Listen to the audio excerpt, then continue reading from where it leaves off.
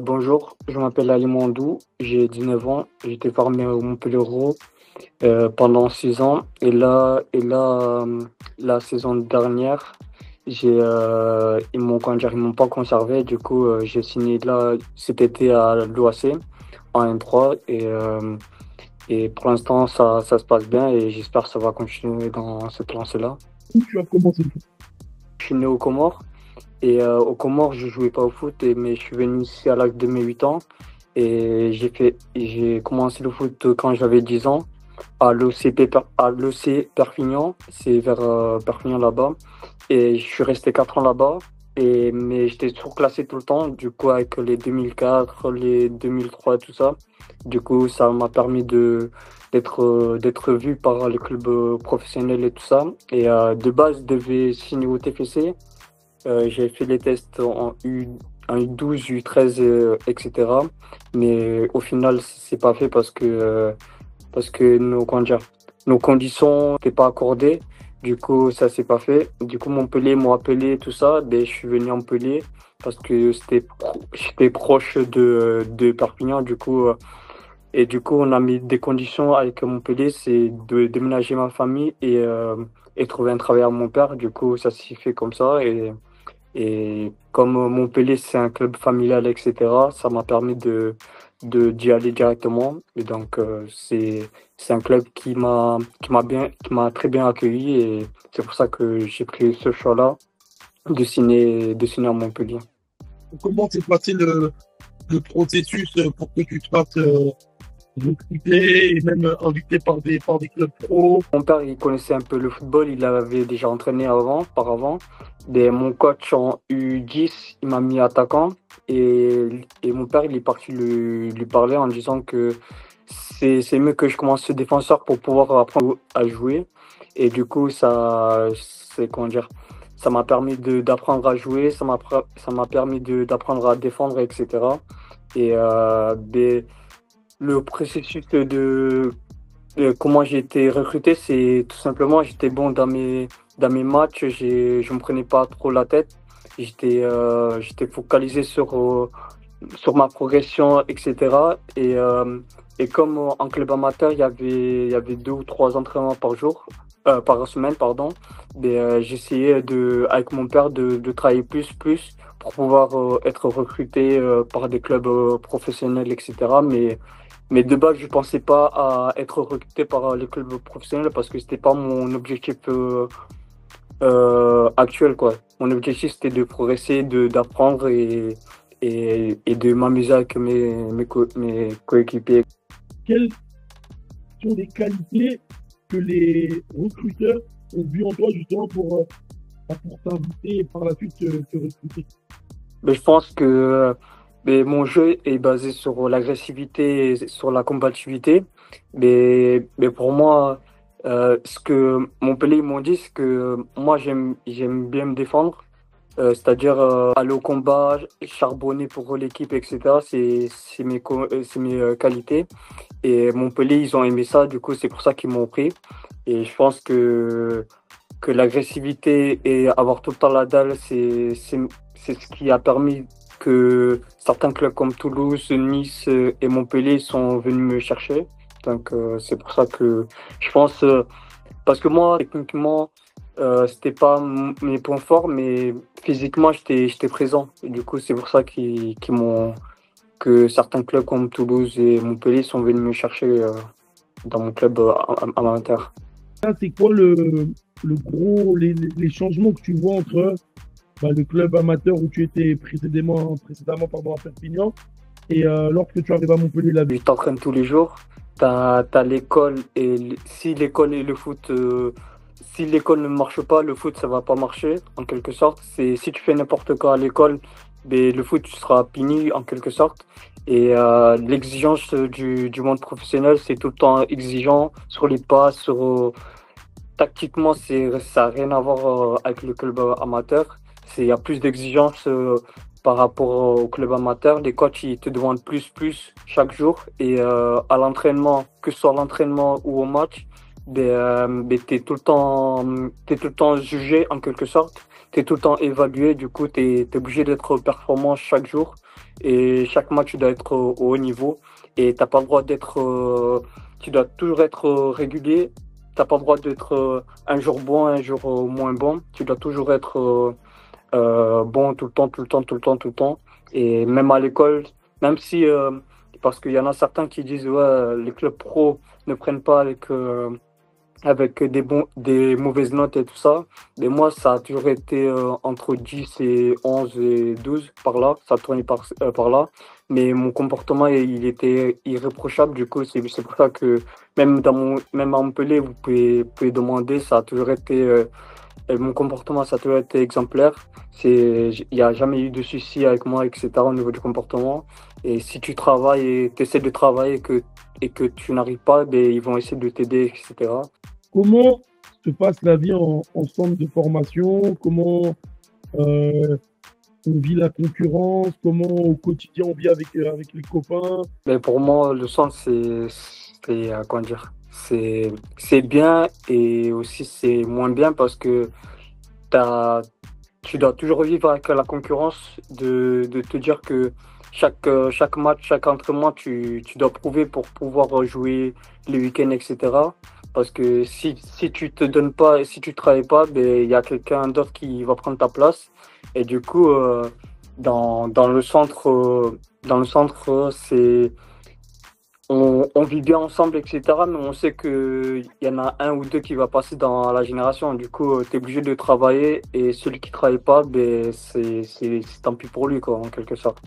Selon toi, pour réussir en centre de formation, c'est quoi les caractéristiques à avoir, vraiment les points forts? Il faut être fort mentalement et physiquement, il faut être prêt et techniquement, il faut être vraiment, faut avoir une base technique parce que c'est très important. Parce que si tu arrives en Ligue 1, etc., et il faut être prêt, quoi. Toi, c'est quoi ce qui fait pencher la balance pour que tu puisses t'engager avec quelqu'un et qui gère un petit peu ta carrière? Ben, pour moi, sur ce côté-là, c'est pas moi qui gère pour les agents, etc. C'est mon père qui parle avec eux parce que les agents, il y a des bons agents et des mauvais agents et c'est un peu compliqué à choisir dans ce monde de loup parce que c'est très compliqué parce qu'il y a beaucoup d'argent, du coup chacun veut manger et du coup c'est un peu compliqué. Et moi, j'avais pas d'argent quand j'étais au centre de formation et c'est vers la fin du centre que j'ai pu avoir un agent et c'est celui qui m'a trouvé l'OAC et pour moi c'est compliqué de trouver un bon agent dans ce monde, quoi. Tu as accepté le fait justement de redescendre d'un échelon toute proportion gardée. Et qu'est-ce qui a fait la différence? Pourquoi Alès? Ben, tout simplement, ça a été un peu compliqué d'être passé dans un centre de formation et de redescendre en club en mode amateur parce que le monde professionnel, c'est vraiment le haut niveau et du coup descendre en mode amateur, ça a été un gros coup pour moi.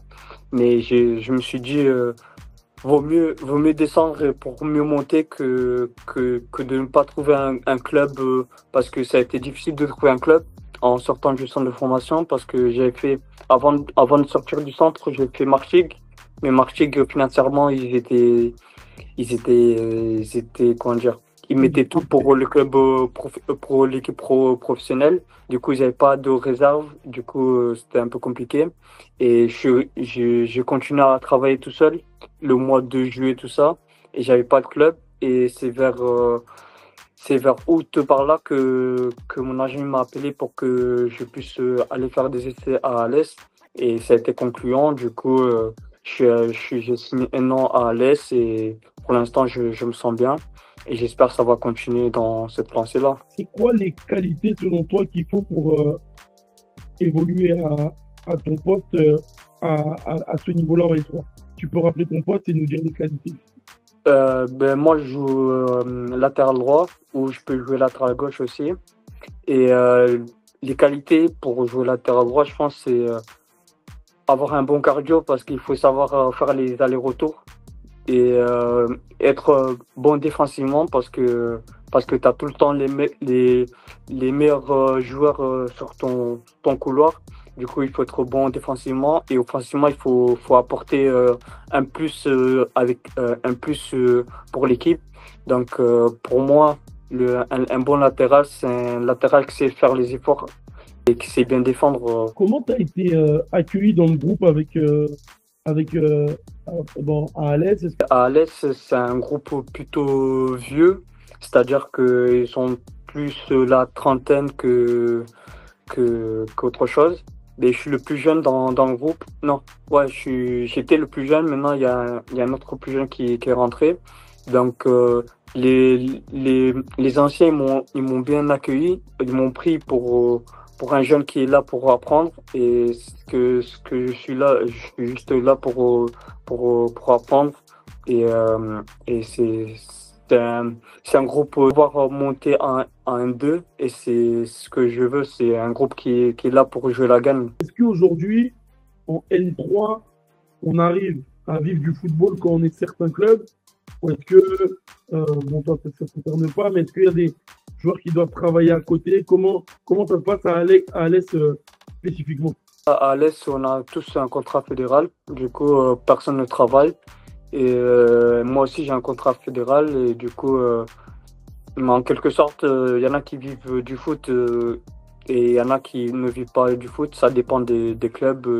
Et ceux qui, par exemple, à l'Est, ils ont les moyens, du coup, ils ont tous un fédéral. Et il y en a certains clubs qui ils n'ont pas les moyens pour payer leurs joueurs. Du coup, ils n'ont pas tous un fédéral. Donc, ouais, il y en a certains qui peuvent vivre du foot et d'autres non.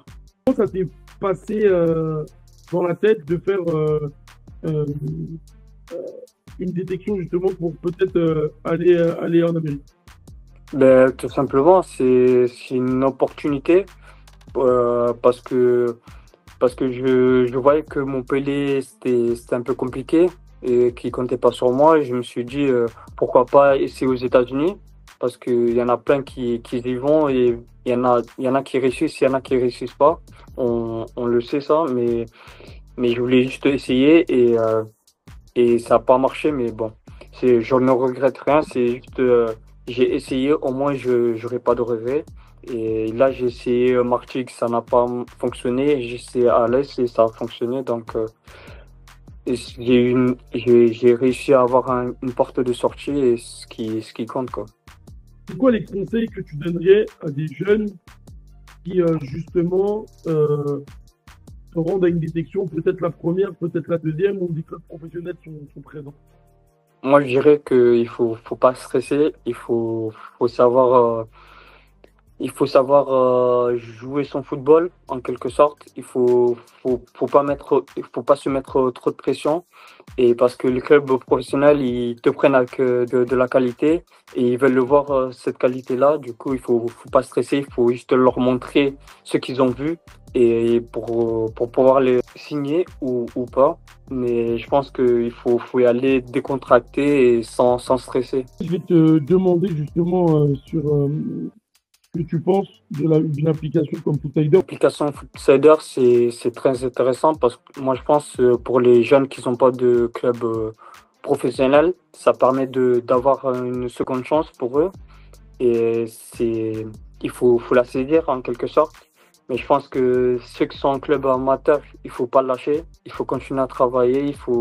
Parce que tout peut aller vite dans ce monde-là. Et faut toujours y croire.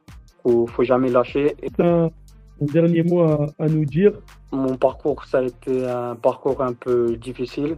Je me suis toujours accroché en quelque sorte parce que je sais d'où je viens et je pense ce qui me sauve toujours, c'est que j'ai toujours la dalle et je vais toujours réussir. Et parce que moi, je viens de loin et je sais que je suis obligé de réussir et je sais que je vais réussir et je sais si c'est pas aujourd'hui, ce sera demain.